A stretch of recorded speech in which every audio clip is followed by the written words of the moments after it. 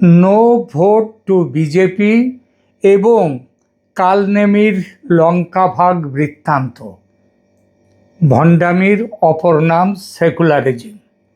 বুঝতেই পারছেন কোন বিষয়ে বলতে চলেছি।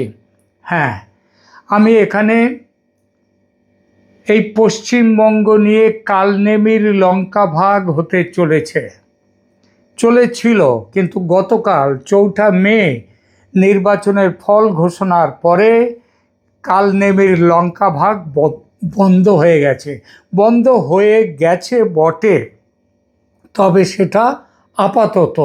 ভবিষ্যতে যে আবার এই লঙ্কা ভাগ শুরু হবে না তা নয়। কালনেমির লঙ্কা ভাগ তাই হতে বসেছিল এই বঙ্গে। কে কালনেমি, কেন পশ্চিমবঙ্গ লঙ্কা হতে চলেছিল, কিভাবে, মানে কোন ফর্মুলায় ভাগ হতে যাচ্ছিল এই রাজ্য, বলবো সে কথা। সঙ্গে আমাদের দেশের মহান সেকুলারদের চরিত্র। তবে তার আগে কালনেমি কে ছিল, লঙ্কা ভাগের গল্প কি, সেটা একটু বলি। কৃত্তিবাসের রামায়ণে আছে কালনেমির লঙ্কা ভাগ কাহিনী।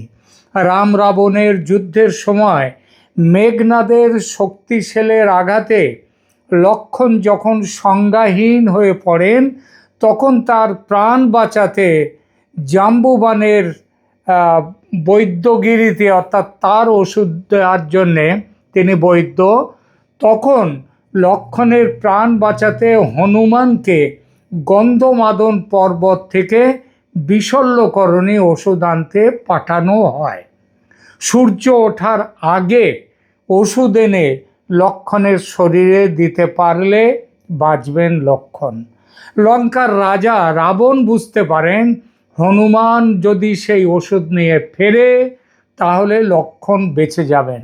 তাই তিনি হনুমানকে বাধা দেওয়ার জন্য মামা কালনেমিকে বললেন, যাও মামা, হনুমানকে ঠেকাও যাতে সে সূর্য ওঠার আগে ওষুধ নিয়ে ফিরতে না পারে। যদি পারো এই কাজ করতে, তাহলে এই লঙ্কার অর্ধেক পাবে তুমি। কালনেমি বেরিয়ে পড়ল